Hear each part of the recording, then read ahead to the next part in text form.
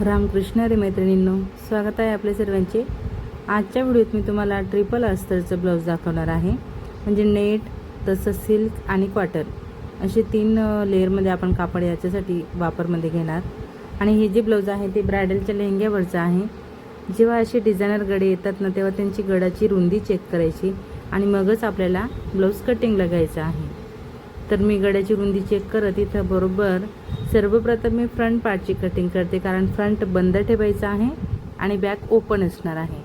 तर बंद गडीवर मी front पार्टची marking करते।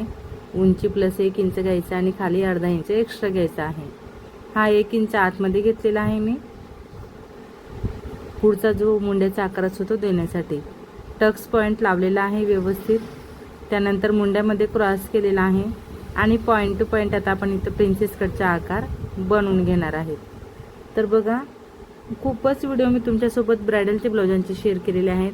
तर आजचा हा व्हिडिओ ब्लॉग टाईप असणार आहे आपला, की म्हटलं चला तुमच्यासोबत ब्लाऊज तर शेअर करायचा आहे, पण वेळ भरपूर कमी आहे।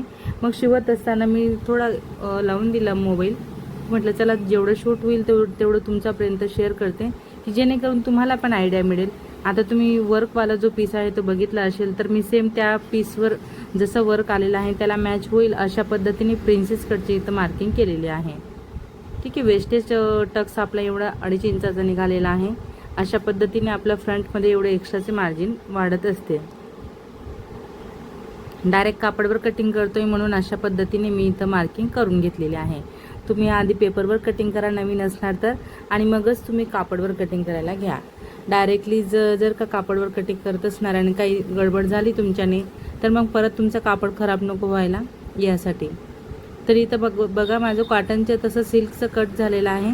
तर ते सिल्कवाला मी थोडा एक्स्ट्राचं कट केलेलं आहे, तिला बाजूला ठेवत इथं आता आपण नेटचं कापड कट करणार। बरोबर गळ्याची व्यवस्थित अशी घडी घालायची आणि प्रिन्सेस कटच्या म्हणजे विशेष म्हणजे ह्या ब्लाऊजमध्ये वर्क प्रिन्सेस कटचाच आलेला आहे। तर मग म्हणूनच मी त्यासाठी त्याला तशा पद्धतीने शिवून घेतलेला आहे। खूपच असे ब्लाऊज येतात ब्रायडलचे वेगवेगळ्या प्रकारचे, ज्यांच्यामध्ये प्रिन्सेस कटला पण मार्किंग नसते केलेली। मग तशा वेळेस आपल्याला ते ब्लाऊज 1 टक्समध्ये शिवून घ्यायचे असतात। बऱ्याचशा वेळेस ब्लाऊजांवर मार्किंग 3 पीस प्रिन्सेस कटमध्ये येते, कधी मधुबाला कटिंगमध्ये येते, तर कधी सब्यसाची पॅटर्नमध्ये येत असते। जशा प्रकारची मार्किंग येते ना आपल्या ब्रायडलचे ब्लाऊज, सेम त्या पद्धतीने आपल्याला कस्टमरचं ब्लाऊज शिवून घ्यायचं असतं। आता हे प्रिन्सेस कट आपलं पुढचं कट झालं, त्यानंतर हे बॅक पार्ट आहे। बॅक पार्टची मी इथं कटिंग करून घेते। आता बघा, प्रिन्सेस कटच्या पार्टला आपण काय केलेलं आहे, पुढच्या पार्टला सिल्कवाला कापड जॉईन करून घेतलेला आहे। नेटच्या कापडला सिल्कवाला कापड आपल्याला जोडून घ्यायचं असतं। त्यानंतर आपण वरून आता हा जो कॉटनचा व्यवस्थित असा मापात कट केलेला पॅटर्न आहे ना, तो ठेवलेला आहे। आणि मला कॉटनच्या कापडमधून आतील जो गडा आहे एम्ब्रॉयडरी वर्कवाला तो दिसतोय, तर मी बरोबर त्याच्या एकदम काठावरून टिप टाकलेली आहे। बघू शकता एकदम परफेक्ट अशा पद्धतीने मी टिप टाकलेली आहे। आणि 1/2 इंच कापड राहून देत आता आपण वेस्टेज कापड कट केला। पॉईंटला कट लावायचा, राऊंड शेपवरती कट लावायचे। आणि आता कॉटनचं परफेक्ट मापात असल्यामुळे आपण एक्स्ट्रा जो काही कापड आहे ना नेटचा तसंच सिल्कचा, तो आपण इथं कट करून घेणार। तर ह्या सर्व गोष्टी आपल्याला करायच्या असतात। आता पूर्णपणे कॉटनच्या अस्तर आतमध्ये टाकत मी गड्यावर दाबटीप टाकून घेतली। तर तुम्ही बघू शकता सिल्क आणि नेट तसंच कॉटन हे दोन्ही वेगवेगळे आहेत आपले। तर आता आपण सिल्क आणि नेटवाल्या कापडला सिल्क आणि नेटचं जे पॅटर्न मी बनवलेलं आहे प्रिन्सेस कटचं, हे मी परफेक्ट मापात कट केलेलं आहे। नंतर याला जोडून झाल्यानंतर कॉटनचं जे आहे ना आपलं मापात कट केलेलं, त्याच मापाने आपण हे देखील कट करायचं असतं, कारण यामध्ये आपण कप्स टाकून घेणार आहेत। म्हणून आपल्याला हे दोन्ही पार्ट वेगवेगळे असे स्टिच करायचे आहेत। फक्त गळा मात्र मी तेवढा अल्टर केलेला आहे।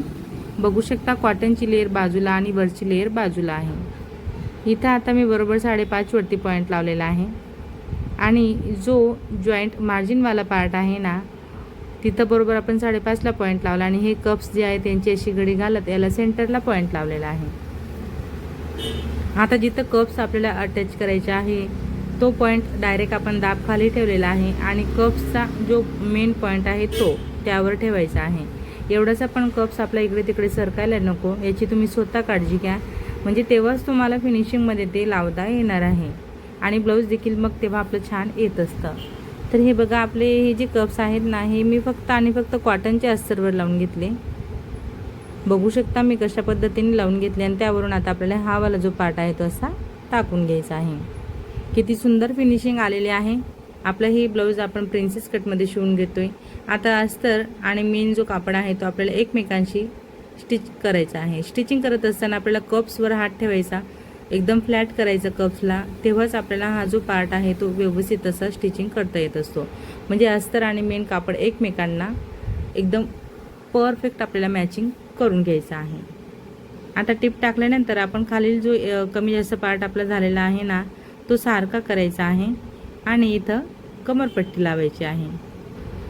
ठीक आहे, अशा पद्धतीने आपण कमरपट्टीसाठी 1.5 इंच रुंदीला पट्टी कट केलेली आहे. तर एकदम फिनिशिंगमध्ये मी तुम्हाला इथं ब्लाऊज हे दाखवलेलं आहे. कटिंग तसं स्टिचिंग फ्रंट पार्टची खूप महत्त्वाची होती. मागे तर गळा डिझाईनचा आलेला आहे, जसा आलेला आहे तसा मी तयार केलेला आहे आणि त्याला मी मागचे हुकचं हे ब्लाऊज मी बनवून घेते.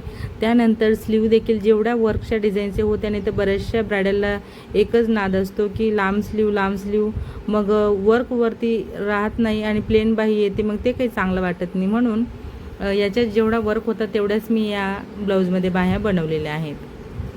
तर मग राहिलेलं जे ब्लाऊज आहे ते मी नेहमीप्रमाणे पूर्ण करून घेतलेलं आहे.